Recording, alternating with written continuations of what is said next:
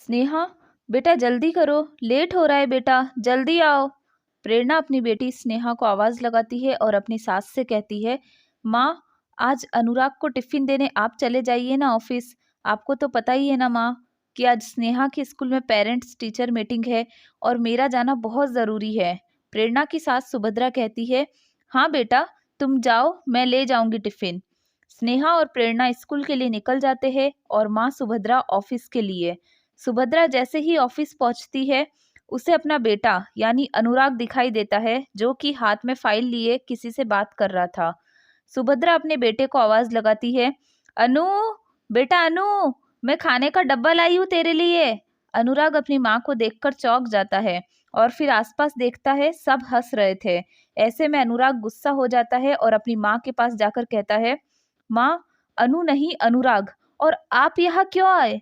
प्रेरणा कहाँ है? सुभद्रा कहती है, बेटा वो प्रेरणा स्नेहा की स्कूल गई है, इसलिए मैं तुझे टिफिन। अनुराग कहता है, अगर प्रेरणा बिजी थी तो मैं बाहर से खाना खा लेता, आपको आने की जरूरत नहीं थी। इसके बाद अनुराग अपनी माँ के हाथ से टिफिन छीन लेता है और चला जाता है। सुभद्रा की आंखों में आंसू थे। सब आसपास के लोग उन्हें ही देख रहे थे। सुभद्रा भी अपने घर चली जाती है। प्रेरणा स्कूल से घर पर आ गई थी। सुभद्रा को घर में आता देख प्रेरणा बोली, माँ, आप आ गई? अनुराग बहुत खुश हो गए होंगे ना आपको देखकर। सुभद्रा कुछ नहीं कहती है और अपने कमरे में चली जाती है। इसी तरह 2 दिनों तक सुभद्रा खामोश ही रहती है। वह किसी से बात नहीं करती है। आखिर में प्रेरणा अनुराग से कहती है, अनुराग, मुझे कुछ समझ में नहीं आ रहा है, माँ को क्या हुआ है। जब से वह तुम्हारे ऑफिस से आई है, तब से वह किसी से कुछ बात नहीं कर रही है। आज 2 दिन हो गए हैं। अनुराग बुरी तरह चौंक जाता है और कहता है, क्या 2 दिन? और तुम मुझे आज बता रही हो? प्रेरणा कहती है, तुम 2 दिनों से ऑफिस से लेट आ रहे हो। मुझे लगा तुम पर काम का प्रेशर है, इसलिए मैंने तुम्हें नहीं बताया।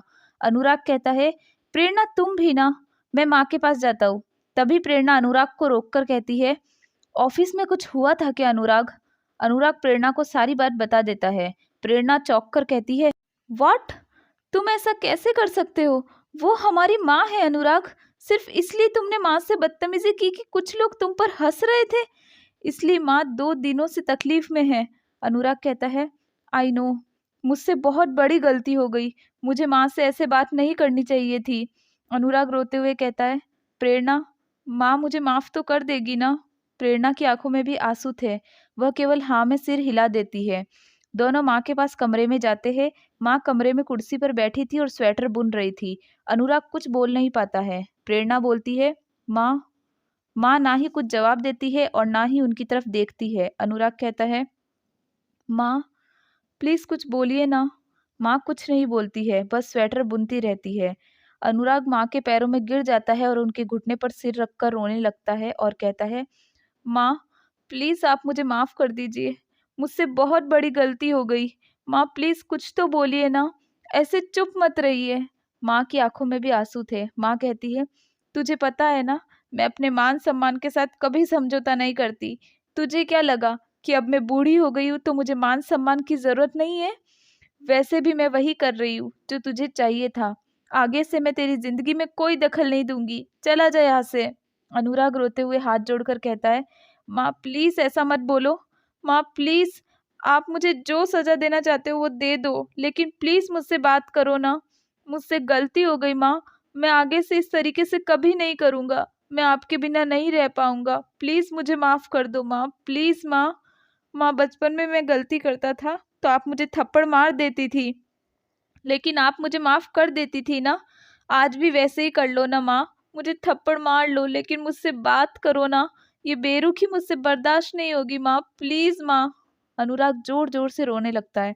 प्रेरणा भी पीछे खड़ी बहुत ज्यादा रो रही थी। माँ अनुराग के सर पर हाथ रखती और कहती है, पहले तो तू चुप हो जा, क्या बच्चों जैसे रो रहा है? अनुराग कहता है, आपके लिए तो मैं बच्चा ही हूं ना माँ। माँ प्लीज मुझे माफ। तभी रोते हुए माँ कहती है, हाँ कर दिया माफ, आगे से ऐसा कुछ मत करना प्लीज बेटा। मुझसे ये सब बर्दाश्त नहीं होता, मैं बहुत प्यार करती हूँ तुम सबसे। माँ प्रेरणा को अपने पास बुलाती है और गले से लगा लेती है। प्रेरणा रोते हुए कहती है, ये तो गलत बात है ना माँ, आप तो मुझे अपनी बेटी मानती है ना। गलती अनुराग की, और आपने मुझसे भी बात करना बंद कर दिया, मुझे कुछ बताया भी नहीं। माँ कहती है, सॉरी बेटा, पर मुझे अनु की बात का बहुत बुरा लगा था। सॉरी अनुराग की। अनुराग कहता है, आपने तो मुझे माफ कर दिया ना माँ, फिर आप मुझे अनुराग क्यों कह रही है? मैं आपका अनु ही हूँ। माँ दोनों को अपने गले से लगा लेती है। स्नेहा अपने कमरे में सो रही होती है। रोने की आवाज सुनकर उसकी नींद उड़ जाती है और वह दादी के कमरे में आ जाती है और कहती है, मम्मा क्या हुआ? आप सब रो क्यों रहे हो? सुभद्रा कहती है, कुछ नहीं हुआ बेटा, तेरे पापा ने आज टिफिन पूरा नहीं खाया तो मैंने डांट दिया। जैसे तेरी मम्मी डांटती है ना तुझे टिफिन पूरा नहीं खाने पर, तो तेरी तरह ही रोने लग गए तेरे पापा।